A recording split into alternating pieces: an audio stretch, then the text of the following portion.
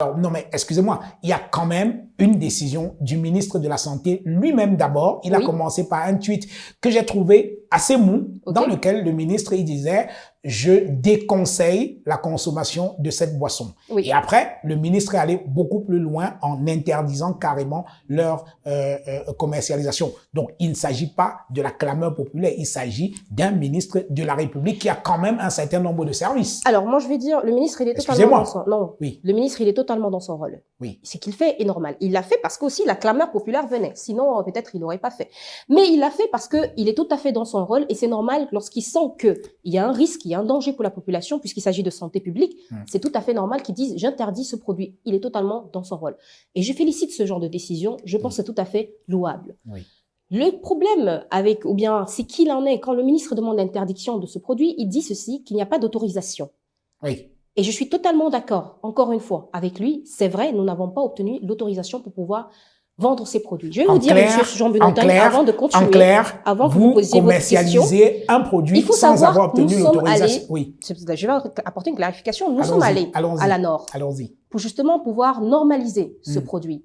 La NOR a un vide juridique sur ce produit. Il n'y a pas de normes pour ce produit. On est allé vers la NOR. On a eu une discussion. On a essayé de négocier. Pendant près de mois, il n'y a pas de normes là-dessus. Donc, quand il n'y a pas de normes, bah, tu restes là, tu dis, bon, d'accord, j'attends voir. Ce n'est qu'après la sortie du ministre que je me suis rendu compte qu'il y a un département ministériel qui s'occupe justement de cela. Qui encadre en fait la loi, où il y a une loi qui encadre justement les compléments alimentaires. Toujours est-il là, on parle de compléments alimentaires parce que c'est qui se passe sur les réseaux sociaux, on parle de boissons blanchissantes, éclaircissantes, ce qui n'est pas le cas, il s'agit de compléments alimentaires. Et une fois qu'on a eu cette information, je vous assure, le lendemain, nous sommes directement allés à la direction de la promotion de la santé, puisque c'est comme ça que ça s'appelle. Nous avons pris toute la paperasse, la documentation qui doit servir pour pouvoir constituer le dossier.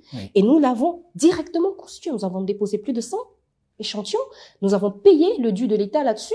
Nous avons fait la demande d'autorisation. C'est pour dire.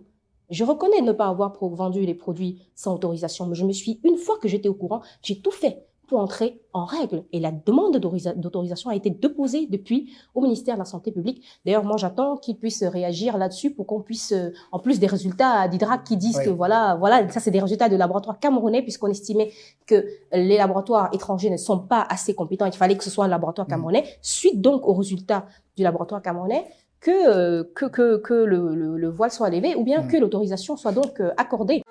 Boa go to Doha. Allongez-vous confortablement, fermez les yeux et laissez-nous vous transporter à la World Cup FIFA Qatar 2022 pour encourager les Lions. Tous derrière les Lions.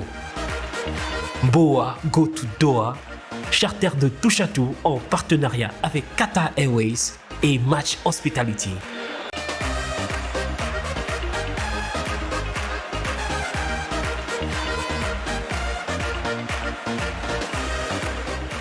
Contact à Douala au 670 51 15 98 ou le 696 40 05 31, à Yaoundé au 651 15 27 27. Boa, go to Doha.